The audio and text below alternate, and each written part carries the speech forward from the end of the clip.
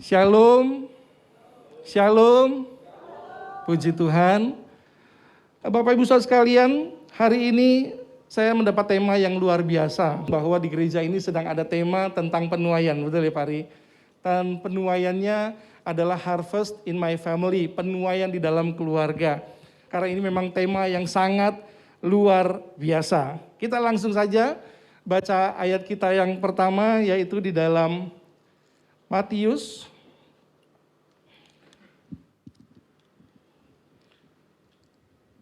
ayat kita yang pertama di dalam kitab Matius pasal 9 ayatnya yang ke-36 sampai dengan yang 38. Matius 9 ayat 36 sampai 38.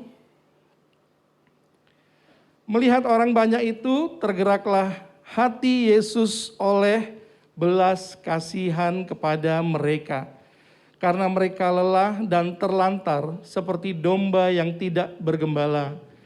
Maka katanya kepada murid-muridnya, tuaian memang banyak, tetapi pekerja sedikit. Karena itu mintalah kepada Tuhan yang empunya tuaian, supaya ia mengirimkan pekerja-pekerja untuk tuaian itu. Amin.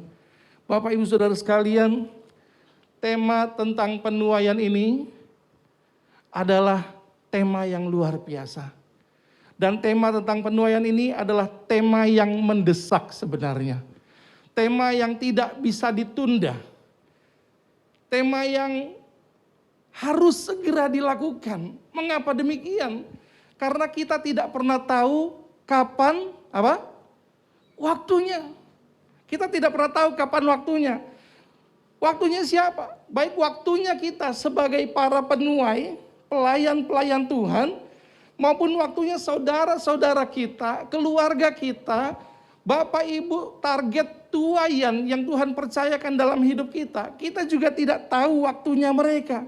Kita tidak pernah tahu kapan Tuhan memanggil kita. Dan kita juga tidak pernah tahu kapan Tuhan memanggil orang-orang yang kita kasihi. Oleh sebab itu, tema penuaian dalam keluarga ini luar biasa, bahwa gereja di tempat ini, para pengurus, Bapak Gembala dan seluruh Bapak-bapak di tempat ini yang sudah menyusun tema ini memang menyambung dari Pentakosta pencurahan Roh Kudus dan melanjut dengan penuaian jiwa-jiwa. Dan kita tidak muluk-muluk kita bicara penuaian di Rusia, penuaian di tempat-tempat yang jauh. Kita mulai dari penuaian di dalam keluarga. Dan Bapak Ibu Saudara sekalian, tema ini sangat mendesak karena kita tidak pernah tahu kapan waktunya. Itulah sebabnya ada ayat di dalam Ibrani yang mengatakan, jika engkau mendengar suara Tuhan hari ini, jangan keraskan hatimu. Karena Tuhan berbicara kepada setiap pribadi itu hari lepas hari. Kalau hari ini Bapak Ibu Saudara sekalian, khotbah saya baru berjalan sebentar ini, Tuhan sudah gerakkan dalam hatimu tentang menuai bagi anggota keluargamu. Jangan keraskan hatimu. Karena ini mendesak, karena kita tidak pernah tahu kapan waktunya. Dan tema penuaian ini adalah tema yang sangat penting Bapak Ibu Saudara sekalian. Di situ saya catat bahwa tema penuaian dalam keluarga begitu penting. Karena yang pertama adalah pesan dan amanat agung Tuhan Yesus. Tema penuaian dalam keluarga ini begitu penting karena ini adalah pesan dan amanat agung Tuhan Yesus. Kalau ada anggota keluarga yang akan berpulang kepada Bapa di sorga, tentunya kita ingin mendengar pesan terakhirnya apa. Karena saya yakin pesan terakhirnya bukan jangan lupa panasin mobil di garasi ya. Saya yakin bukan itu pesannya. Betul Bapak Ibu? Jangan lupa kasih makan kucing. Karena pesan itu tidak terlalu penting. Tapi saya yakin pesan yang diberikan di detik-detik terakhir dari anggota keluarga kita atau orang tua kita yang akan berpulang ke surga, itu pasti pesan yang begitu penting. Itulah sebabnya ketika pesan itu disampaikan oleh Tuhan Yesus tentang amanat agung ini, maka tema penuaian ini Bapak Ibu Saudara sekalian, bukan kebetulan Bapak-bapak pengurus di tempat ini menyusun bahwa ini adalah tema yang harus dikerjakan bulan ini. Karena begitu penting. Begitu pentingnya dan begitu krusialnya, sehingga tidak dapat ditunda-tunda. Dan kita tidak dapat melakukannya tanpa kuasa Roh Kudus. Kita coba baca Kisah Rasul 1 ayat 8, ini tema yang populer selama doa 10 hari di beberapa gereja. Mengatakan, tetapi kamu akan menerima kuasa kalau Roh Kudus turun ke atas kamu, dan kamu akan menjadi saksiku di Yerusalem dan di seluruh Yudea dan Samaria dan sampai ke ujung-ujung bumi. Dikatakan kamu akan menerima kuasa. Bapak, Ibu, Saudara sekalian, ya ampun, masa cuma mau ngomong sama anak saya sendiri aja supaya dia bertobat, saya butuh kuasa sih dari Tuhan. Bapak, Ibu, mungkin kita menganggap remeh, tetapi bagi Tuhan ini bukan perkara yang remeh. Sehingga Tuhan berkata, aku akan memberi engkau kuasa kalau Roh Kudus turun ke atasmu supaya engkau menjadi saksiku. Saksi bagi siapa? Bagi anggota keluarga kita, bagi bapak ibu kita, bagi anak-anak kita, bagi kakak adik kita, bagi ipar, keponakan, cucu, siapapun mereka. Orang-orang yang masih dalam jangkauan kita sebut keluarga, yang belum mengenal Yesus sebagai Tuhan dan Juru Selamat. Hari ini mungkin kita bisa bernapas lega karena kita sudah diselamatkan. Tapi bagaimana dengan mereka? Orang-orang yang Tuhan percayakan dalam hidup kita. Orang-orang yang kita kenal. Anggota keluarga kita. Dan buat Tuhan ini begitu penting sehingga Tuhan harus memperlengkapi setiap kita dengan kuasa. Matius 28 ayat 18. Amanat agung Tuhan Yesus yang terakhir. Dikatakan bahwa Tuhan mau supaya kita menjadikan segala bangsa murid. Dan yang paling penting, Tuhan akan menyertai kita. Coba kita baca Matius. Matius terakhir. Jadi Anda bisa buka Markus 1, itu atasnya. Dikatakan ayat 19, karena itu pergilah, jadikanlah semua bangsa muridku dan baptislah mereka dalam nama Bapa, Anak, dan Roh Kudus, dan ajarlah mereka melakukan segala sesuatu yang telah kuperintahkan kepadamu, dan ketahuilah, apa katanya? Aku menyertai kamu senantiasa sampai kepada akhir zaman. Bapak, Ibu, Saudara sekalian, pesan ini begitu penting sehingga dua hal. Tuhan akan memperlengkapi dengan kuasa dan Tuhan akan menyertai. Ketika Tuhan menyertai kita, Tuhan menyertai dengan kasih dan kuasanya. Dan ketika Tuhan menyertai dengan kuasanya, Tuhan menyertai dengan perkara-perkara ajaib, perkara-perkara mujizat. Kita mungkin berkata, aku cuma datang doain, kok bisa sembuh ya? Kok dia bertobat ya? Aku cuma memberikan sekedar pemberian sembako, aku sekedar memberikan perhatian. Bapak, Ibu, Saudara sekalian, segala sesuatu yang Anda lakukan di dalam nama Tuhan Yesus, dengan niat supaya orang itu mengenal Yesus sebagai Tuhan dan Juru Selamat, siap-siap Anda akan melihat perkara ajaib terjadi dalam pelayanan saudara. Karena ini penting buat Tuhan. Buat Tuhan ini penting. Kenapa? Melalui pelayanan penuaian saudara, ada jiwa yang kembali kepada Bapa. Ada jiwa yang kembali bertobat. Itulah sebabnya maka yang pertama di sini saya tulis pesan dan amanat agung Tuhan Yesus. Ini begitu penting karena ini adalah pesan dan amanat agung Tuhan Yesus. Bagaimana mungkin ini tidak menjadi penting buat kita? Yang kedua di situ saya tulis adalah berkaitan dengan keselamatan. Tema penuaian ini begitu penting karena ini berkaitan dengan keselamatan. Pilihannya hanya dua, Bapak Ibu Saudara sekalian. Selamat sorgawi atau hukuman abadi. Coba kita baca dulu ayatnya, Roma 10, mari kita baca ayatnya. Roma 10 ayat 13 sampai 15. Sebab barang siapa yang berseru kepada nama Tuhan akan diselamatkan. Tetapi bagaimana mereka dapat berseru kepadanya jika mereka tidak percaya kepada Dia? Bagaimana mereka dapat percaya kepada Dia jika mereka tidak mendengar tentang Dia? Bagaimana mereka mendengar tentang Dia jika tidak ada yang memberitakannya? Jika tidak ada para penuai, jika tidak ada Bapak, Ibu, dan saudara kita sekalian yang datang memberitakannya. Dan bagaimana mereka dapat memberitakannya jika mereka tidak diutus? Seperti ada tertulis, baca bersama, betapa indahnya kedatangan mereka yang membawa kabar baik. Jadi Bapak Ibu Saudara sekalian, kedatangan setiap kita ini sebenarnya sedang ditunggu oleh jiwa-jiwa yang minimal paling dekat adalah anggota keluarga kita. Mereka sangat membutuhkan mendengar kabar baik ini. Dan Alkitab yang mencatat betapa indahnya kedatangan mereka para penuai. Oleh sebab itu ini begitu penting. Karena ini berkaitan dengan keselamatan. Ini kaitannya dengan selamat atau tidak. Karena selamat itu begitu indah dan hukuman begitu berat. Yang ketiga di sini saya catat, kenapa begitu penting? Karena waktunya sangat terbatas. Katakan bersama saya, waktunya terbatas. 1, 2, 3, waktunya terbatas. Nggak bisa main-main Bapak Ibu sekalian. Saya bukan lagi nakut-nakutin atau mencoba menjadi terlalu serius, tapi ini waktunya sangat terbatas. Masa menuai, apabila sudah lewat waktunya, kita akan mengalami kerugian yang besar. Mangga di pohon kalau sudah saatnya dipetik, kalau nggak dipetik jadi apa Bapak Ibu? Busuk, dimakan apa itu? Caudut. Dimakan kelelawar. Para peternak ayam, kalau sampai yang ngambil ayam dari kandang itu telat sehari, itu rugi pakan. Karena nambah sehari, berat badan ayamnya juga nggak nambah-nambah amat. Tapi pakan yang dimakan itu begitu banyak. Padi yang sudah menguning, kalau tidak dituai, itu akan dimakan burung atau akan menjadi busuk. Jadi waktunya sangat terbatas. Kalau kita tidak melakukannya sekarang, kalau waktu yang sudah tentukan untuk Tuhan kirim kita menjadi para penuai bagi anggota keluarga kita, dan kita tidak melakukannya, maka akan ada kerugian yang sangat besar. Mari kita baca ayatnya.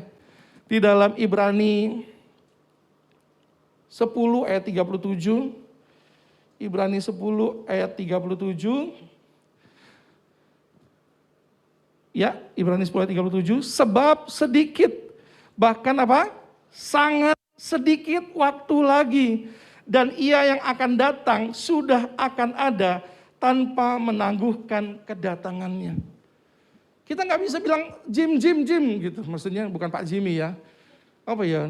Betul ya Jim di Solo, Boyolali gitu ya. Kalau main gitu hampir kena gitu. Bentar gitu ya. Nggak bisa. Tuhan akan segera datang. Waktu tadi saya bilang waktunya kita para penuai juga akan segera datang.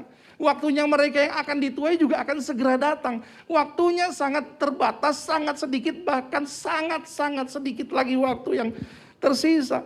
Oleh sebab itu mari Bapak Ibu Saudara sekalian, jangan kita menunda-nunda untuk kita melakukan penuaian kepada anggota keluarga. Karena penuaian pun membutuhkan proses. Pak Bambang minggu lalu berkhotbah bagaimana dia harus mengadakan persekutuan. Dan itu tidak besoknya mertuanya bertobat, betul kan? Itu membutuhkan waktu. Apa yang kita kerjakan dalam masa-masa kita melakukan pelayanan penuaian ini, itu membutuhkan proses. Anda menunda mulai, berarti Anda menunda hasil. Jadi jangan lagi kita menunda-nunda. Setiap waktu yang ada sangatlah berharga dan prosesnya tidak instan. Mari Bapak Ibu Saudara sekalian, kita lanjut.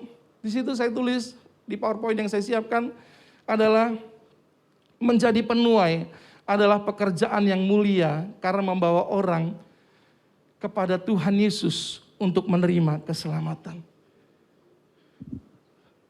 Mari, siapa para penuai di tempat ini? Amin. Setiap kita adalah para penuai. Dan menjadi penuai adalah pekerjaan yang mulia. Karena membawa orang kepada Yesus Kristus untuk menerima keselamatan. Apa itu keselamatan? Setiap kita tahu apa itu keselamatan. Hidup kekal bersama Tuhan Yesus di surga selama-lamanya. Tapi kata selamat itu kan memiliki makna yang sebaliknya. Selamat itu kan berarti hampir kecelakaan tadinya, betul ya? Kalau kita selamat, berarti tadinya hampir nggak selamat. Tadinya kita hampir mengalami kerugian besar. Kata selamat itu memiliki makna lolos dari celaka. Jadi orang-orang yang selamat itu orang-orang yang lolos dari hukuman yang kekal. Orang-orang yang hampir saja mengalami hal yang tidak baik. Kita ini selamat dari apa?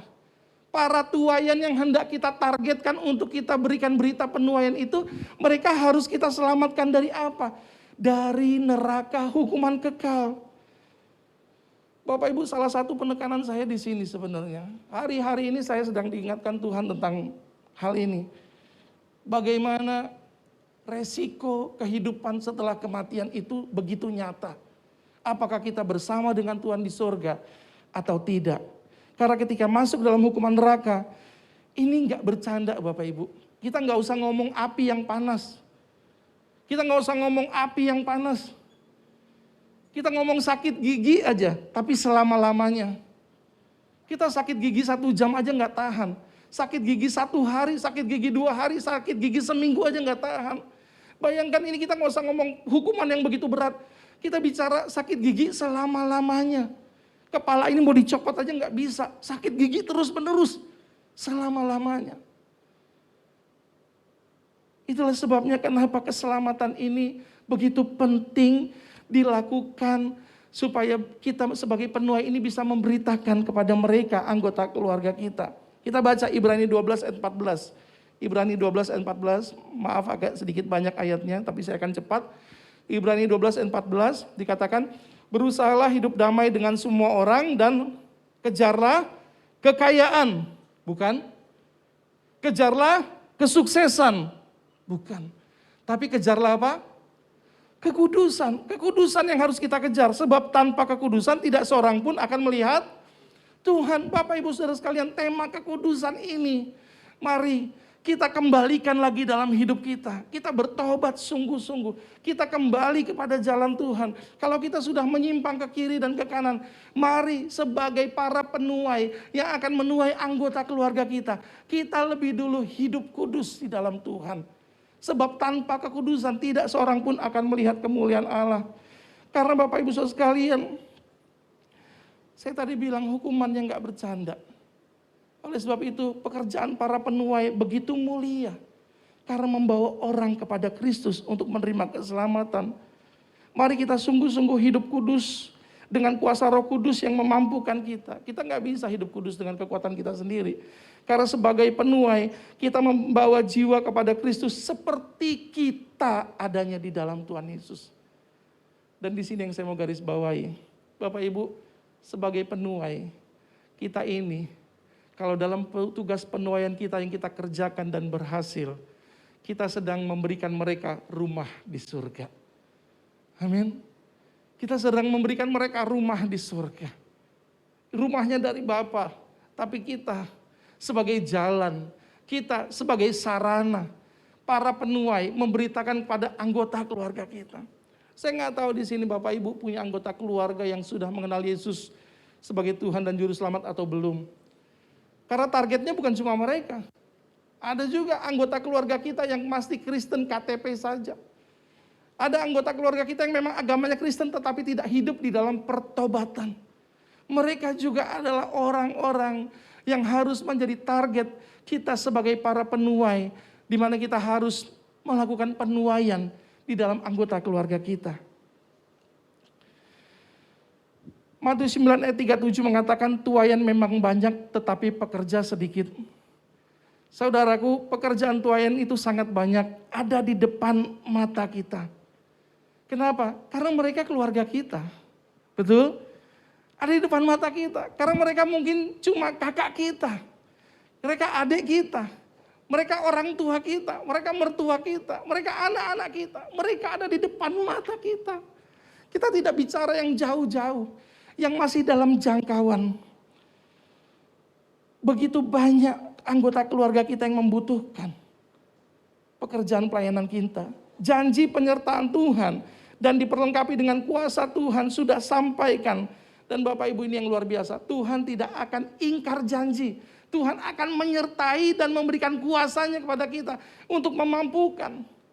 Kalau Pak Bambang minggu lalu berkhotbah mengatakan dia tidak bisa menyampaikan firman Tuhan, dia tidak bisa melakukan ini dan itu. At least dia lakukan apa? Mengadakan persekutuan di rumah.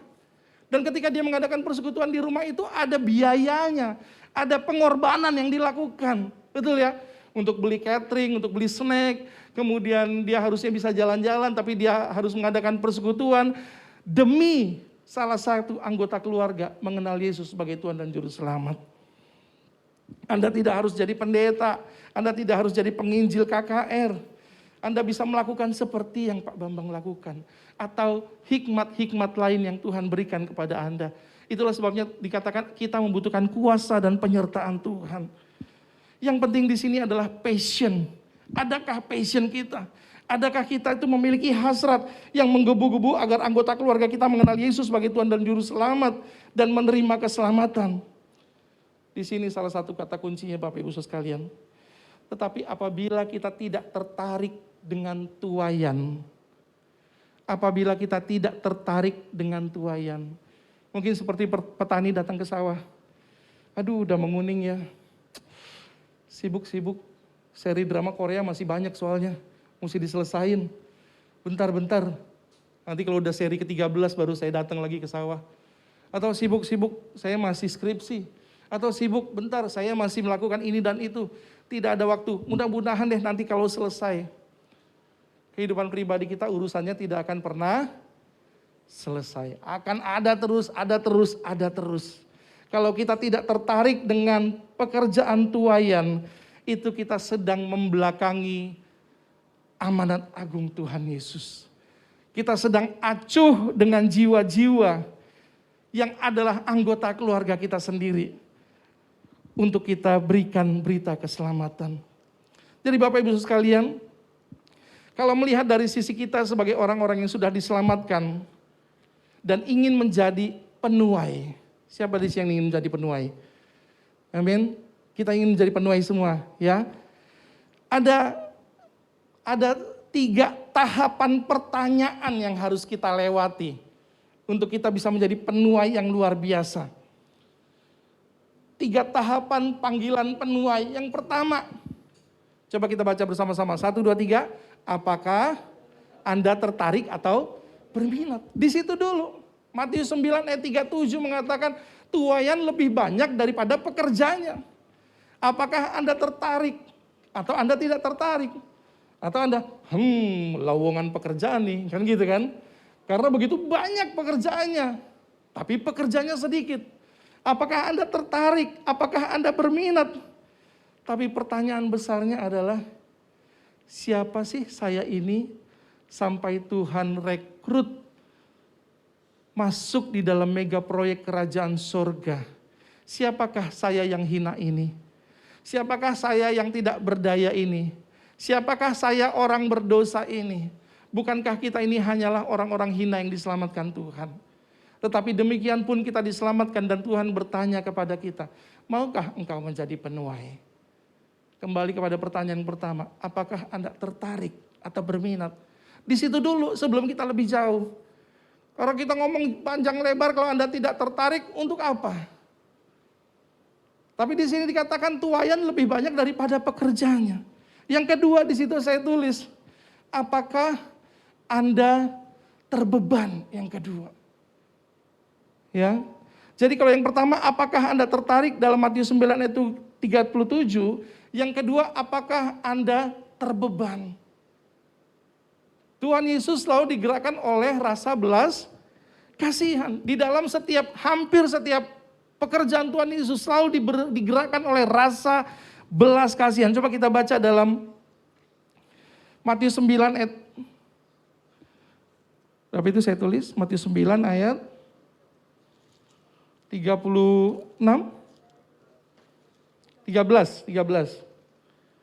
Matius 9 ayat 13. Jadi pergilah dan pelajarilah arti firman ini, yang kukehendaki ialah apa? Belas kasihan dan bukan persembahan. Karena persembahan itu relatif Bapak Ibu Saudara sekalian. Ada yang memberikan 5.000 udah merasa banyak banget, ada yang sudah memberikan persembahan 2 juta, biasa aja. Tapi belas kasihan, ini yang mengukur Tuhan Yesus melalui hati kita. Jadi pergilah dan pelajari arti firman ini, yang kukehendaki ialah belas kasihan dan bukan persembahan. Karena aku datang bukan untuk memanggil orang benar, melainkan orang berdosa. Apakah Anda terbeban? Di sini yang dibutuhkan bukan simpati, tapi empati. Ikut merasakan dan ingin menjadi jalan keluar dari permasalahan tersebut. Kalau simpati kita paling hanya berkata, aduh kasihan. Tapi kita harus sampai kepada empati. Kita terjun, kita merasakan apa yang mungkin terjadi dalam kehidupan anggota keluarga kita apabila kita tidak melakukan pekerjaan penuaian. Bapak Ibu sekalian, ketika saya bicara tentang penuaian ini jangan membayangkan yang sulit-sulit ya. Jangan terus harus doa puasa 40 hari, harus bertapa, harus kudus, harus sekolah teologi, harus ke Kalimantan. Enggak Bapak Ibu sekalian. Perhatian demi perhatian, pemberian demi pemberian, ucapan demi ucapan yang Anda lakukan kepada mereka dengan maksud supaya mereka mengenal Yesus sebagai Tuhan dan Juru Selamat. Itu adalah pekerjaan penuaian. Pertanyaan yang kedua, apakah Anda terbeban? Mau turut memiliki beban Tuhan, tangisan Tuhan bagi jiwa-jiwa yang terhilang. Ada lagunya yang berikan pada kami hati yang mengasihi. Nanti kita nyanyikan. Berikan Tuhan kepadaku beban itu. Berikan Tuhan rasa yang sama seperti yang ada di hatinya Tuhan Yesus. Yang ketiga, Bapak Ibu sekalian, yang ketiga di situ, pertanyaan ketiga adalah apakah Anda mau menyerahkan hidupmu untuk Tuhan pakai seturut kehendak Tuhan? Kalau yang pertama cuma tertarik enggak? Tertarik dulu enggak gitu. Jadi masih permukaan sekali. Kalau yang kedua, punya beban enggak untuk jiwa-jiwa? Bukan yang jauh-jauh, tapi anggota keluargamu. Mungkin ada orang tua yang belum mengenal Yesus sebagai Tuhan dan Juru Selamat. Punya beban enggak? Yang ketiga, rela enggak hidupmu diberikan kepada Tuhan? Untuk Tuhan pakai. Untuk Tuhan pakai sejadi-jadinya untuk pekerjaan penuaian ini. Untuk Tuhan gunakan hidupmu sebagai wadah. Apakah Anda profesional? Apakah Anda pelajar? Atau apakah Anda karyawan? Semua pekerjaan Anda sebenarnya adalah mimbar Anda dan bukan alasan Anda. Amin. Pekerjaan Anda itu semua adalah mimbarmu, bukan alasan. Jadi apapun yang Tuhan izinkan untuk kita miliki sebagai profesi kita, sebenarnya semua itu adalah mimbar kita. Kalau kita punya pekerjaan bisnismen, biarlah uang yang kita dapat, keuntungan yang kita dapat itu betul-betul kita pakai untuk kemuliaan nama Tuhan. Pekerjaan yang Tuhan berikan, gaji yang kita dapat, kita melayani keluarga kita, anak istri kita, orang tua kita, untuk kemuliaan nama Tuhan. Pertanyaan yang terakhir, apakah Anda mau menyerahkan hidupmu untuk Tuhan pakai? Yesaya 6 ayat 8, Yesaya 6 ayat 8. Yesaya 6 ayat 8, lalu aku mendengar suara Tuhan berkata, siapakah yang akan kuutus dan siapakah yang mau pergi untuk aku? Maka sahutku sama-sama, ini aku, utuslah dia. Bukan, ini aku, utuslah aku. Tuhan pakai hidupku Tuhan. Karena begitu ngeri kalau anggota keluargaku ini tidak selamat. Karena begitu indah kalau mereka masuk dalam keselamatan. Ini aku Tuhan, pakai aku jadi penuai-penuai bagi anggota keluargaku. Bapak Ibu sekalian, saya tutup dengan satu ayat. Ayat terakhir Matius 22, ayat 37, 39. Saya undang pemain musik boleh ke depan. Matius 22, pemimpin pujian dan singer boleh bantu ke depan. Matius 22 ayat 37 ke 39. Jawab Yesus kepadanya, kasihilah Tuhan Allahmu dengan segenap hatimu, dengan segenap jiwamu, dan dengan segenap akal budimu. Itulah hukum yang terutama dan yang pertama. Dan hukum yang kedua yang sama dengan itu ialah, kasihilah sesamamu manusia seperti dirimu sendiri. Bapak Ibu Saudara sekalian, semua yang Tuhan Yesus lakukan bermula dari Yohanes 3 ayat 16. Karena begitu besar kasih Allah akan dunia ini. Dasar yang Tuhan Yesus lakukan adalah karena kasih yang begitu besar. Pagi hari ini, panggilan untuk menjadi penuai bagi keluarga. saya dasari juga dengan ayat yang sama. Kasihi kembali Tuhan Allahmu.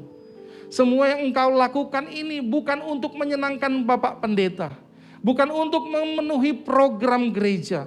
Bukan hanya untuk mendapatkan tepuk tangan dari orang-orang. Bukan karena disuruh suami, tuh bilang tuh sama bapakmu tuh belum bertobat. Bukan karena untuk menyenangkan orang lain. Tapi dasarnya sama seperti Tuhan Yesus menyelamatkan dunia adalah kasih. Demikian juga kita. Dasar kita melakukan ini semua adalah kasih kita kepada Tuhan. Dan kasih kita kepada sesama. Slide saya yang terakhir.